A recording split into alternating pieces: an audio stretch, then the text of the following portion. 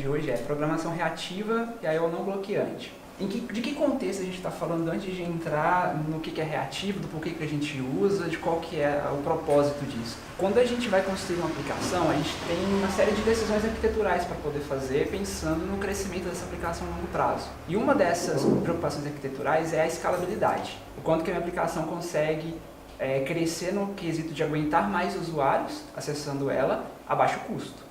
Eu quero de 1.000 usuários passar para 5.000 e não ter que subir outra máquina às vezes. E que arquiteturas a gente tem que são mais impactantes nessa questão de escalabilidade? Bom, poderia citar aplicações monolíticas, que é uma única aplicação que faz tudo, que fica aquela coisa com um corpo enorme. Aí toda vez que você vai mexer na alteração na aplicação, você tem que compilar ela toda e subir a aplicação toda de novo, né? Depois a gente vai para as aplicações modularizadas, que é quando a gente começa a quebrar a aplicação em módulos e cada módulo é responsável por um pedaço de domínio diferente. Aí eu consigo pôr cada módulo rodando numa máquina isolada, isso me permite aguentar mais requisições a menos custo. E indo mais no extremo, a gente tem os microserviços, que é uma arquitetura que está super na moda hoje, que popularizou com essas aplicações como Netflix, como a Amazon. Pra vocês terem uma ideia, a página inicial do Netflix, que te renderiza aqueles catálogo inicial, ela roda mais de 500 microservices. Você tem a aplicação, o sistema Netflix, ele é quebrado só para a página de catálogo, em 500 pedacinhos, cada um fica rodando numa máquina isolada.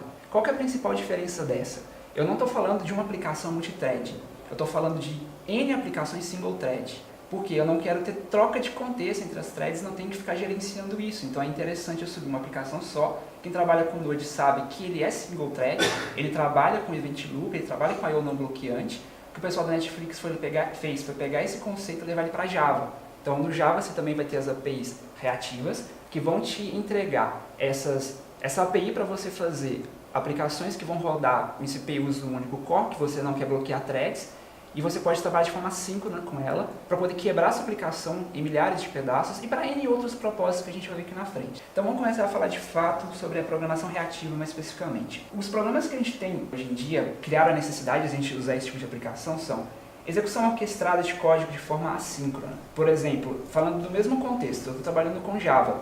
Como que eu faço programação assíncrona em Java para poder ter esse conceito de event loop de Node dentro de Java, certo? Essa é uma necessidade da programação reativa. Execução e sincronização de processamento concorrente, tratamento de erros, escalabilidade, tudo que eu falei está relacionado dessa forma. Então, como que eu vou fazer programação reativa em Java se Java não tem nenhuma API, não tem nada para trabalhar com event loop nativamente? Java 8 está vindo agora com os streams, Java 9 deve aprimorar isso, mas está muito distante de fato do que é o event loop, do que é pôr uma aplicação para rodar em single thread, certo? E as aplicações hoje em dia, como esse exemplo de Netflix, essas aplicações que do dia para a noite bombam e já estão com milhares de usuários conectados, cada vez mais elas precisam ser responsivas, resilientes, orientadas a eventos e escaláveis. E a solução vem, e se ao invés de obter dados de forma síncrona, os dados chegassem até mim de forma assíncrona? O reativo seria algo que reagisse a um estímulo, reagisse ao evento. Eu vou mudar minha forma de pensar sobre como programar. Basicamente é isso. Eu não vou ter uma estrutura de dados sequenciais e eu vou executar aquilo de forma síncrona, ou seja, vamos dar um exemplo de algo bem clássico. Faz uma consulta no banco de dados. O meu processo iniciou a consulta com o banco de dados, ele vai ficar travado esperando o banco responder. Na hora que o banco responder, eu sigo com a execução do programa. No caso, eu queria fazer de forma síncrona. O que seria isso? Olha, manda a requisição para o banco de dados. Reserva essa requisição aqui e vai fazer outra coisa. Quando o banco de dados terminar e me retornar, aí você volta e continua o processamento daquele ponto. Quando a gente fala de programação reativa, a gente vai programar orientado a fluxo, certo? Everything is a stream. Tudo é um stream, tudo é um fluxo. Então, todo dado, toda requisição, todos os seus inputs do programa são vistos pelo seu programa como um fluxo. Eu deixo de pensar numa função com input e output. Eu penso numa função que recebe um fluxo e também vai retornar em fluxo. Um exemplo de fluxo está exemplificado aqui na tela, com uma sequência de eventos contínuos ordenados no tempo, e que aqui eu estou representando o clique, o evento de clique do mouse, representado como uma string, por exemplo, como um valor, ok? Então, no período do tempo, toda vez que o usuário clica com o mouse, esse evento é captado e jogado no meu stream, no meu fluxo, e esse fluxo que serve de entrada para o meu programa vai ser trabalhado e vai gerar um outro fluxo de saída, que eu vou utilizar para gerar os outputs que eu quero. Indo para o contexto de web, Imagine que uma requisição de usuário possa ser interpretada como todas as requisições sejam o meu fluxo, cada requisição única de um usuário acessando o meu site fosse um evento dentro desse fluxo. Então eu vou receber meu evento, vou tratar ele e vou gerar um outro evento de saída, que é o que? Responde essa página para o usuário, certo? O mesmo conceito do banco de dados. Eu posso receber um evento de fluxo, eu posso startar um outro evento de banco de dados, pegar o evento do banco de dados depois e retornar para o usuário. Tudo de forma assíncrona. Ou seja, enquanto a requisição de um usuário está vindo do banco, eu estou requisitando a outra. Enquanto essa aqui está no banco, eu estou processando a outra. Enquanto essa está requisitando, eu estou processando a outra. Então a CPU ela nunca fica ociosa. A gente muda aqui o paradigma. Ao invés de eu ter uma CPU com 10 cores ou 10 CPUs numa única máquina e eu escalo 300, 1000 threads que seja entre esses processos, eu vou ter um único processo que não gargala em todas elas. Qual que é a principal diferença? Quando eu tenho N processos rodando numa única CPU, eu tenho perca de processamento com troca de contexto. Pensando no modelo tradicional, a minha thread foi bloqueada porque ela está esperando a resposta do banco de dados. Então a minha CPU, ela viu que a thread está bloqueada, ela tira ela da pilha de execução e bota outra thread para rodar, certo? É assim que funciona hoje. Esse processo de trocar é um overhead, é um processamento a mais que a CPU está tendo que fazer. Por isso que quem já tentou subir muitas threads num computador com poucos núcleos, já viu o computador travar ou não dá conta de processar tanta thread. Você acaba perdendo eficiência e ficando menos efetivo ainda, porque você está tendo muita troca de contexto. E todo esse trabalho está sendo prejudicial para o programa. Então, se a gente coloca uma aplicação monolítica, multithreading, para aguentar 20 milhões de usuários, poxa, você vai ter que ter uma infraestrutura equivalente, cores equivalentes, para poder aguentar tanta requisição, sem perder processamento por troca de contexto. O contraponto seria eu quebrar essa minha aplicação em 500 microserviços pequenininhos, todos eles single thread não bloqueantes, e ao invés de eu subir uma super máquina, eu posso subir uma nuvem de maquinazinhas menos potentes e coloco cada uma para processar um eventozinho específico. Então, quando a requisição vem para a minha página, eu quebro essa requisição, faço chamada para todos os 500 microserviços que vão processar tudo em paralelo, tudo independente, todos eles vão retornar a resposta, eu vou juntar aquilo e montar para o cliente depois. Aí a programação reativa, ela facilita que a gente consiga implementar isso em linguagens que não são nativamente orientadas a evento. E também facilitam a utilização de orientação a eventos e linguagens que já suportam isso. Como a própria biblioteca, a gente vai ver a versão dela para Node, a essência dela é usada no Angular 2 hoje. O Angular 2 deixou de usar promissas para usar observers, que é o padrão da biblioteca também. Então fica muito mais fácil de você programar softwares usando esse tipo de arquitetura. O grande, às vezes, paradigma, questionamento que ainda exista hoje é que, apesar de você não ter overhead por troca de contexto, você ainda tem overhead porque você vai ter um recurso gerenciando esse evento, esse observer ali embaixo. Só que na prática a gente vê que isso está sendo menos custoso do que a troca de contexto, tanto que Netflix e Amazon está usando isso e está dando super certo. Então, qual que é a arquitetura básica das bibliotecas reativas? A gente tem operadores, um observável, né? Observador e scheduler. Seriam os observadores desse meu observável. O observável, ele é o meu fluxo, de certa forma. Ele é aquele fluxo de eventos que eu vou querer observar para poder extrair os eventos de dentro dele. Aqui a gente está usando o RX para Java. Eu acho que é React, a abreviatura dele é RX. Depois eu posso pedir o nome e passar para vocês certinhos. Aqui eu estou usando ela para Java só para demonstrar o funcionamento. E só para lembrando que agora tem um outro cenário onde o pessoal também está usando muito isso, que é para aplicações mobile. Em situações onde você precisa fazer um processamento de I/O e você não pode travar a thread que renderiza a imagem do celular, como jogos e coisas mais interativas. Aí a programação reativa cai como uma luva, porque ela facilita você programar esse tipo de evento, uma vez que as APIs dos mobiles não são tão otimizadas para isso. Então aqui está um exemplo de criação de um observable. A própria biblioteca ela traz esses métodos para a gente poder criar esses observables. Ali está um exemplo muito estático, que eu estou pegando uma lista de strings na mão, bem apenas ilustrativo mesmo, e eu crio meu observable de strings, ok? Como a gente trabalha como esse aqui é um caso de Java, então tem tipo, então tudo tem que ser tipado. Então, observable de strings. E ali embaixo, eu vou dar um subscribe nesse meu observable para poder reagir aos eventos dele. No caso, o que eu estou fazendo é imprimir na tela a string que vem como evento.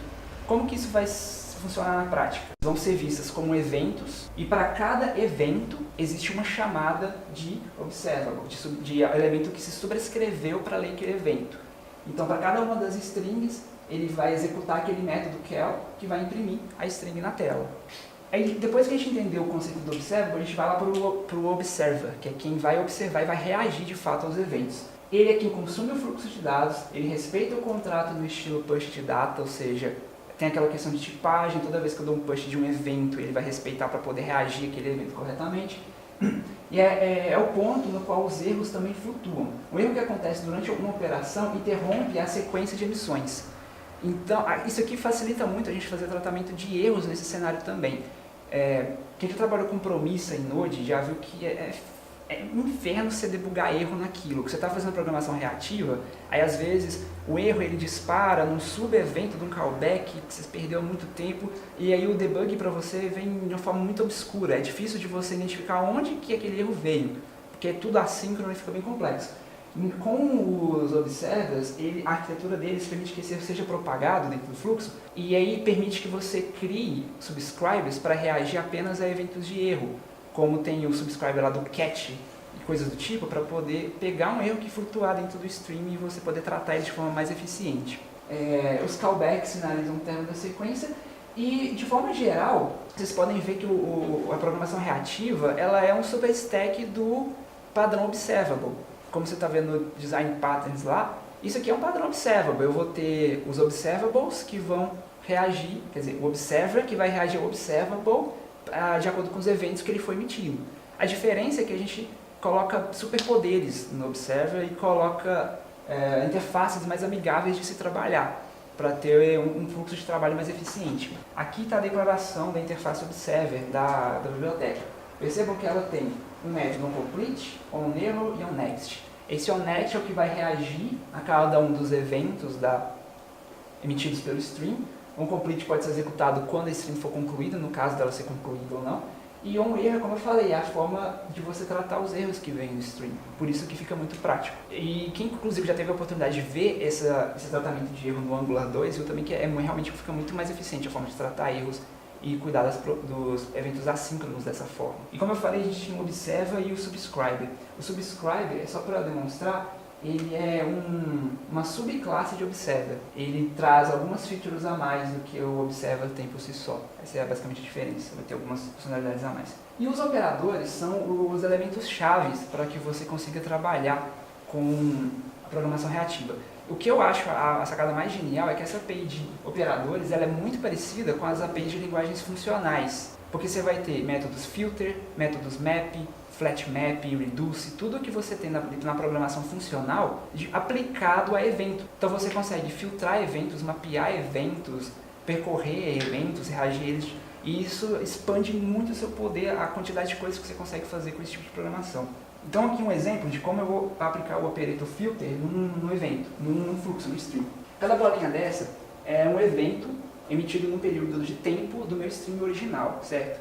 E meu filtro diz o seguinte, x tem que ser maior que 10. Então ele só vai propagar os eventos no qual o valor for maior que 10. Chega 2 não propaga, 30 propaga, 22 propaga, 5 não, 60 propaga e 1 não. Okay? Aqui está um exemplo de o filter implementado. Eu peguei aqui um flowable.range para gerar um string de 1 a 10 e estou filtrando o xmod2 igual a 0, ou seja, só os números pares. Então eu estou pegando o meu observable, estou filtrando eles e depois que eu filtro eles, aí que eu me subscrevo, aí que eu me inscrevo no stream. Eu faço todo o tratamento que eu quero antes usando os operators e no final eu me sobrescrevo para poder pegar os eventos de saída e utilizar eles na prática. Então o que eu estou fazendo? Eu estou imprimindo o resultado desse filtro. Aí jogou na tela, 2, 4, 6, 8, 10. Aí, só para continuar, o outro operator que a gente tem, que é muito comum na linguagem funcional, é o map. É feita para você transformar os elementos do stream em outros elementos. Como no caso, eu estou pegando cada elemento do meu fluxo e estou multiplicando ele por 10. Então, chega 1, sai 10, chega 2, sai 20, chega 3, sai 30. E um exemplo de implementação disso, de novo, eu gerei um range de 1 a 10 e estou mapeando eles. Percebam que a entrada do meu fluxo é um inteiro. Mas a saída vai ser uma string. E essa string é o quê? The square is v vezes v ao quadrado, certo? E eu vou imprimir isso na tela. E isso aqui já demonstra pra gente como que a gente vai trabalhar na prática quando a gente estiver usando a programação reativa. Eu quero filtrar, eu quero pegar todos os usuários do banco. Eu tenho todos os usuários do banco em formato de string. Para cada um deles eu vou filtrar o que a data de cadastro for maior que dia tal. Aí para todos esses eu vou pegar apenas o nome dele, então eu vou mapear para uma string. Chegou um objeto usuário e o output é uma string. Então perceba que a forma de programar ela mudou. Eu não tenho mais um for percorrendo minha lista e separando os valores em outra lista para eu retornar. Eu estou interagindo com ela, pensando nela como um string de evento. Esse é o pilar da dinâmica. E aqui é um carinha que o pessoal costuma confundir bastante, mas demorei bastante para poder entender, que é o flat map. Enquanto o map converte um observable em objetos, o flat map vai converter um string em outro string de outro tipo de objeto. Por exemplo, suponhamos que a bolinha vermelha, ela tem dentro dela, dentro daquele objeto, 2 losangos vermelhos. Enquanto a bolinha verde tem um losango verde, 2 losangos verdes. Aqui ele está demonstrando que isso também pode acontecer de forma assíncrona no tempo, mas aí vamos chegar lá. E a bolinha azul também tem 2 losangos azuis dentro. O que eu quero, na verdade, são os losangos, não são as bolinhas. Então eu preciso converter as minhas bolinhas para losangos. Então a minha função de flat map, ela vai receber um string. Aí suponhamos que esses losangos sejam um atributo do tipo lista do meu círculo lá dentro. Eu vou pegar essa lista, vou convertê-la para um string e vou retornar esse string.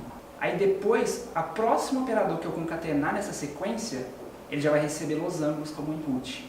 Aí eu consigo processar esses losangos e fazer outras coisas com eles. E esse flat map, ele dá suporte a processamento assíncrono. As coisas elas podem mudar de ordem.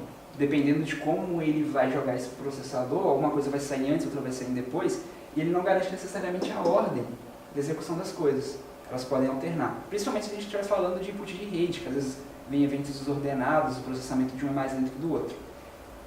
Mas tem operadores que te permitem fazer esse flat map e garantir a ordem dos eventos, a ordem de execução deles, se for o caso. Aí aqui eu tenho um exemplo, de novo, de um flat map. Eu fiz um range de 1 a 10. E para cada um desses elementos de 1 a 10, eu estou fazendo um flat map deles e estou gerando um novo range de 1 até aquele número. Então, eu entro com 1 e saio com 1. Eu entro com 2 e saio com 1 e 2. Eu entro com 3 e saio com 1, 2 e 3. Eu entro com 4 e saio com 1, 2, 3 e 4. E depois, para cada um dessa sequência que eu expandi, eu vou imprimir eles na tela. Aí ele gerou a sequência enorme para exemplificar isso. Uma outra forma mais interessante de ver é que eu tenho o seguinte. Eu tenho aqui um post service, que seria postagens de um blog, por exemplo, e esse serviço, ele me retorna uma lista de postagens. Faz de conta que isso aqui seja uma requisição do banco de dados, ok? Isso aqui está me retornando todas as postagens do banco de dados. Eu estou passando todas essas postagens que o banco está me mandando em formato de fluxo e estou passando isso por um flat map, e para cada um desses posts, eu estou pegando os comentários dele e estou convertendo num outro string, certo? Usando a API da biblioteca, from iterable. Então, meu post tem uma lista de comentários. Para cada elemento post, eu pego essa lista de comentários, transformo ela no string e emito isso para o meu string seguinte. E aí, para cada um dos comentários, eu imprimo a mensagem do comentário na tela. E aqui do lado a gente deu o output. O comentário da postagem 1 está ali a mensagem. O comentário da postagem 1, aí aqui para baixo ele começou a vir os comentários da postagem 2. Aqui os comentários da postagem 3. E aqui os comentários da postagem 4. Então, se a gente fosse implementar isso de forma condicional, isso seria um for dentro de um for, certo? For posts, lá for each posts, dentro for each comentários. Aqui com 3 linhas de código a gente faz a mesma coisa.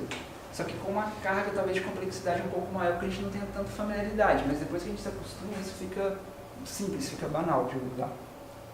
E quem tiver curiosidade de conhecer mais operadores, né, for realmente estudar a linguagem, tá o link. A biblioteca é o ReactiveX, né, que eu usei a versão dela para Java. E para qualquer linguagem que vocês forem pegar, o funcionamento, a dinâmica é essa, não tem tanto segredo assim. O que muda são essas formas de utilizar os operators e a forma com qual você precisa pensar para construir o seu software baseado em eventos, certo?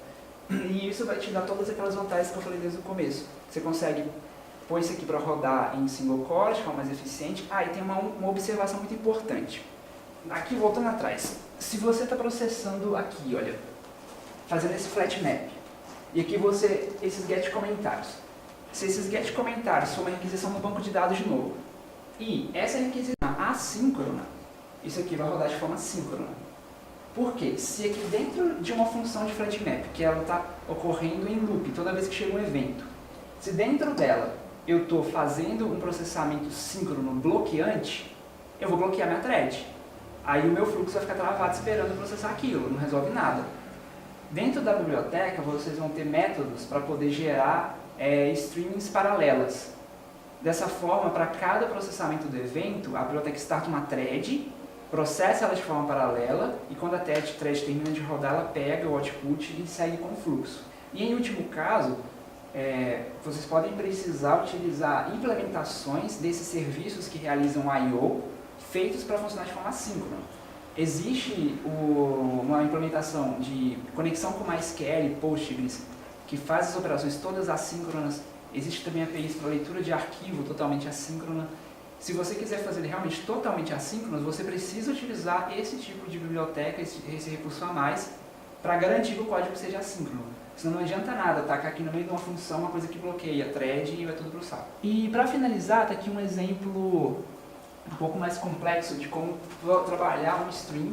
No caso, eu quero filtrar os eventos de double click do mouse do usuário de forma reativa. Então o usuário vai clicar um monte de vezes, eu quero registrar apenas as vezes que ele clicou 2 vezes com o mouse. Então eu tenho aqui o meu click stream, que são todas as vezes que o usuário clicou, e aí eu vou ter um operator buffer que vai agrupar os eventos do meu stream de origem com base numa regra. No caso, essa regra é um intervalo de 250 milissegundos. Então ele pegou todos os eventos próximos dentro de um intervalo de 250 milissegundos e bufferizou eles num outro stream. Okay? Depois disso, eu vou mapear essa stream, transformar ela de clique para um número. Esse número é o que? É a quantidade de cliques que eu tenho dentro do buffer. No caso aqui é o meu getLength of the list. Então, meu stream de saída vai ser o tamanho, a quantidade de cliques que eu tenho armazenado em cada buffer. Peguei os eventos, bufferizei e agrupei. Agora eu conto quantos que eu agrupei em cada evento novo e propago. Por último, eu filtro todas as ocorrências de eventos onde x seja maior ou igual a 2. Então, todas as vezes que eu peguei um clique no intervalo de 200 milissegundos, eu descarto. E quando eu peguei 2 ou mais cliques, eu propago. Quando eu der o subscribe aqui embaixo, minha função só vai rodar quando o usuário der double clique. Por último, fica aqui as referências, são links de bibliotecas.